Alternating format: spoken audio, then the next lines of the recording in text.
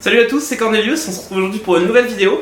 Alors aujourd'hui, pour changer, j'avais envie de vous faire une vidéo spéciale Halloween. Et donc j'avais envie de vous préparer un petit guide de lecture avec des livres que je trouvais sympas à lire pour Halloween. Des livres qui font peur ou qui traitent du surnaturel ou de la période d'Halloween même. Enfin bref, on va découvrir tout ça ensemble. Alors pour commencer, je vais vous présenter Dans la forêt de Lionel Richerand aux éditions Métamorphose. Alors c'est un livre qui est sorti il y a déjà quelques années et que j'avais vraiment beaucoup aimé à sa sortie. Dès que je l'ai vu en magasin, j'ai flashé dessus et le style de dessin était vraiment magnifique, donc je me le suis offert. Alors de quoi ça parle? Ça nous raconte l'histoire de Anna et de sa poupée qui s'appelle Rose. Anna part vivre dans une nouvelle maison au beau milieu d'une forêt, un peu perdue. Et un soir, elle va se faire réveiller par des crapauds qui viennent dans sa chambre et qui lui ont enlevé sa poupée. Elle décide donc de partir à sa recherche dans la forêt, comme le nom l'indique. C'est un livre que j'ai vraiment adoré. C'est plein de péripéties et en même temps, on se rend compte très rapidement que c'est pas pour rien que les crapauds ont emmené Anna dans la forêt et qu'il y a plein de mystères qui existent autour d'elle, autour de sa naissance et autour de ses origines. On va découvrir ça au fur et à mesure, dans un esprit très décalé, un peu lugubre, presque burtonien. Et ça a été vraiment un gros coup de cœur quand je l'ai lu. À savoir que elle va rencontrer différentes créatures pendant ses aventures. En fait, le livre, on va dire, l'histoire ne fait que les 3/4 du livre. Et ensuite, on a le droit à un bestiaire, alors un guide de cryptozoologie, comme il est intitulé, où on va découvrir tous les monstres qu'elle a rencontrés au cours de ses aventures. Donc je vous laisse apprécier la qualité du dessin et du travail de Lionel Richerand. C'est vraiment super joli et je pense que au premier coup d'œil, on ne peut que être séduit par le style de dessin et par la qualité du livre en lui-même. De toute manière, Métamorphose fait toujours des éditions vraiment magnifiques. C'est un éditeur que je vous recommande vraiment. Alors ensuite, toujours en BD, roman graphique, une BD qui s'appelle Lock and Key, qui est écrite par Joe Hill, qui n'est nul autre que le fils de Stephen King. C'est pas rien. Lock and Key, c'est une saga en 6 tomes, je crois. Alors de quoi ça parle ? Lock and Key, ça nous raconte l'histoire d'une petite famille qui vit un événement tragique. En effet, au tout début du premier tome, le père de cette famille, qui est constitué de une femme, 2 garçons et une fille, en fait leur père est sauvagement assassiné au début du livre par un de ses anciens élèves, il me semble. Et après cet événement horrible, la famille décide de tourner la page et de partir vivre dans une nouvelle maison qui se trouve en Nouvelle-Angleterre, qui s'appelle le manoir Lovecraft. Et en fait, une fois arrivés là-bas, leur vie ne va pas forcément mieux se porter. En effet, une entité un peu maléfique vit dans ce manoir. Manoir qui est régi par un système de clés. En fait, plein de clés sont cachées partout dans le manoir. Chacune a un pouvoir spécifique. Et les enfants vont vraiment pas tarder à se rendre compte que des choses étranges s'y passent, qu'il y a plein d'enjeux. Et que chaque clé ouvre une porte de manière différente et elle peut emmener à des endroits différents ou vous transformer en quelque chose de différent.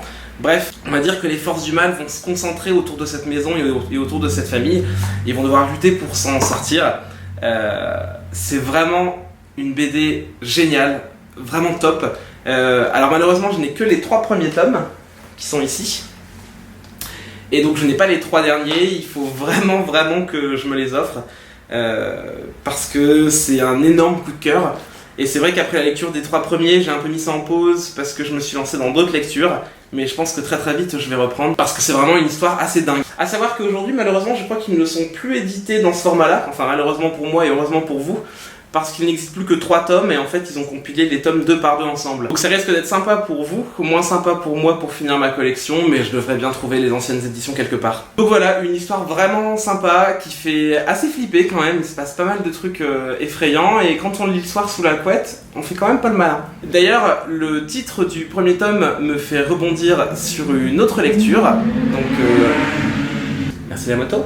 D'ailleurs, le titre du premier tome, donc Bienvenue à Lovecraft, me fait rebondir sur le prochain livre que je vais vous présenter, qui n'est autre que Le mythe de Cthulhu de Lovecraft. Lovecraft, c'est un auteur extrêmement connu qui est né fin du 19e et qui a vécu début du 20e siècle. Et il est surtout connu pour le travail qu'il a fait autour du mythe de Cthulhu.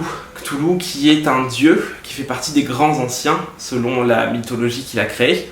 Et ce sont des dieux porteurs de folie, de mort, de destruction, qui sommeillent quelque part sous terre et qui n'attendent qu'à se réveiller pour pour semer la mort et la folie. Le travail de Lovecraft est vraiment dispersé dans un ensemble de nouvelles. Il n'a pas écrit de romans et d'histoires complètes comme on a l'habitude d'en lire, mais en fait toute sa mythologie est éparpillée en une multitude de nouvelles, et si on met toutes ces nouvelles côte à côte, on se retrouve vraiment à découvrir un univers gigantesque et qui fait extrêmement peur. Pour le découvrir, je trouve que c'est pas mal de se lancer dans le mythe de Cthulhu, qui recense, on va dire, je crois 5 ou 6 nouvelles qui nous permettent vraiment de découvrir ce monde, et après, pourquoi pas aller en voir plus.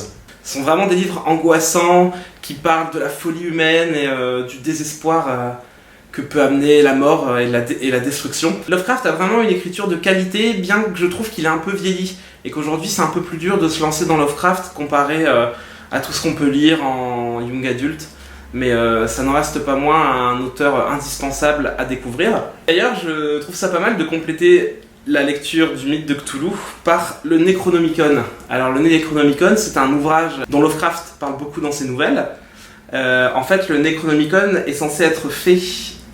Enfin, ces pages sont censées être faites à partir de peaux humaines tannées. Je vous rassure, mon exemplaire n'est qu'en papier. Et en fait, le Necronomicon est un genre de grimoire maudit qui recense toute la jeunesse et toute l'histoire des grands anciens. Et donc, il n'y a pas très longtemps, en France, est paru le Necronomicon, qui n'a pas été écrit par Lovecraft parce qu'il est sorti bien après sa mort, mais qui est extrêmement bien écrit et qui regroupe un tas d'histoires mythologiques à faire froid dans le dos, des rituels païens pour invoquer des dieux et pour faire des trucs que je ne ferai pas, je pense. Mais ça n'en reste pas moins un ouvrage très sympa à découvrir et puis très joli dans une bibliothèque. Et c'est vraiment un plaisir de se plonger dans cet ouvrage après avoir lu les nouvelles de Lovecraft, parce qu'on a l'impression d'avoir mis la main sur un objet dont on nous parle depuis des nouvelles, et on se dit « Ah mon Dieu, je vais découvrir plein de choses, plein de vérités à propos des mythes ». Le seul truc dommage, c'est que vu que ce n'est pas Lovecraft qui l'a écrit, on peut se demander est-ce que ça correspond vraiment à la vision qu'il avait de cet ouvrage, mais personnellement je me plais à penser que oui.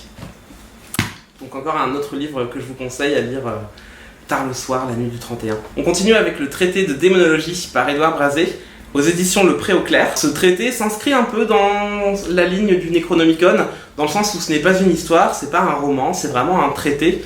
Et c'est un ouvrage qui recense tous les démons qui existent, enfin, du moins dont on fait référence dans des mythes, dans la mythologie, dans la religion, ou toutes les histoires de démons dont on a pu parler dans certains mythes.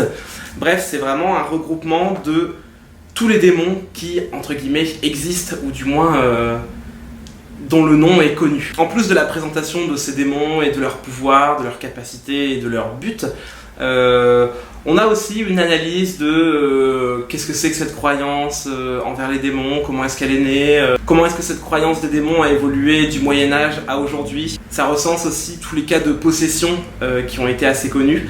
Et c'est vraiment super intéressant à lire et parfois très très drôle. Il y a vraiment des histoires assez cocasses, notamment l'histoire d'une nonne qui était persuadée d'être possédée parce qu'elle avait oublié de faire le bénédicité avant de manger sa salade. Et donc elle pensait que les démons vivaient dans ses feuilles de salade et qu'ils étaient rentrés en elle parce qu'elle avait oublié de dire le bénédicité.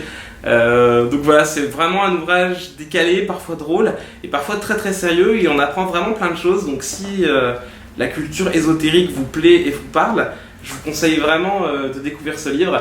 D'ailleurs, il est très bien édité, le papier est vachement sympa et on a énormément de gravures et d'illustrations, et puis rien que le fait que le livre soit imprimé en rouge, un peu bordeaux, donne une ambiance assez sympa lors de la lecture. Et pour terminer, je vais quand même vous présenter un roman qui s'appelle Tokyo de Mo Hayder. Alors ici, pas de rapport avec des démons ou avec Halloween, je vous le présente vraiment juste parce que je l'ai lu il y a quelques années et ça a été un coup de cœur énorme. Alors comme son nom l'indique, ce livre se passe à Tokyo.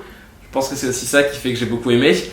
Mais outre l'aspect de la ville, l'histoire est vraiment assez dingue. En fait, le livre nous raconte l'histoire de Gray, une étudiante américaine qui a tout laissé tomber après avoir découvert dans un livre d'histoire, donc histoire avec un grand H, un texte qui parlait du massacre de Nankin. Alors la ville de Nankin, c'est une ville qui a été envahie par les Japonais. Donc c'est une ville chinoise qui a été envahie par les Japonais lors de la guerre.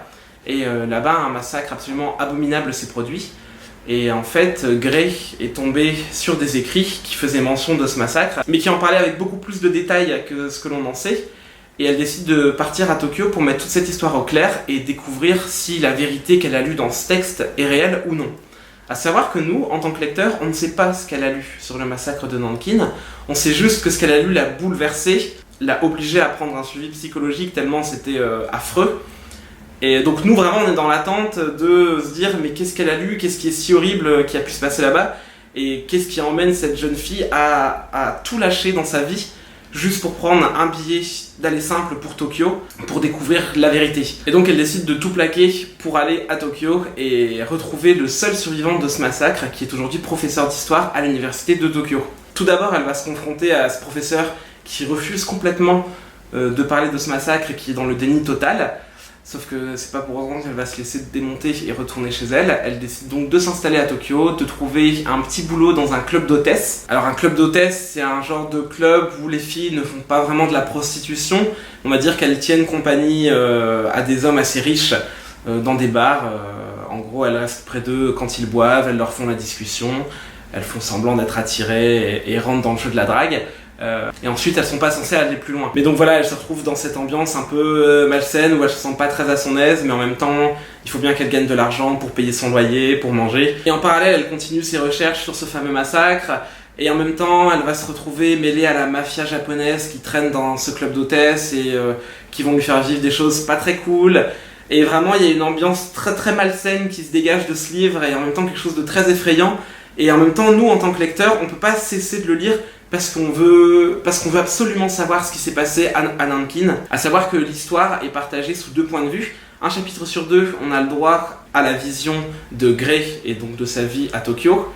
Et un chapitre sur 2, on a le récit dans un journal de bord de ce fameux survivant du massacre de Nankin. Et donc on découvre lui comment est-ce qu'à l'époque il a vécu cette guerre et ce massacre. Donc voilà, un livre à couper le souffle, vraiment, vraiment incroyable. D'ailleurs la révélation finale est assez dingue, et rien que le fait d'en parler, j'ai vraiment très envie de le relire, parce que je pense que c'est un des thrillers qui m'a le plus marqué, qui m'a le plus effrayé, et vraiment impossible de sortir du livre avant d'avoir terminé la dernière page. Donc voilà, vraiment un livre à lire absolument, je vous le conseille vraiment. Et puis surtout c'est idéal de le lire en cette période d'Halloween, histoire de se faire un petit peu peur. Et voilà, c'est tout pour cette vidéo, j'espère que ça vous aura plu. N'hésitez pas à me dire en commentaire les livres que vous conseillez pour Halloween, parce que c'est vrai qu'en ce moment j'ai rien acheté de très angoissant, et c'est le genre de lecture qui me plaît vraiment beaucoup. Donc n'hésitez pas à me donner quelques conseils, et puis à liker si ça vous a plu, et on se retrouve très bientôt. Ciao!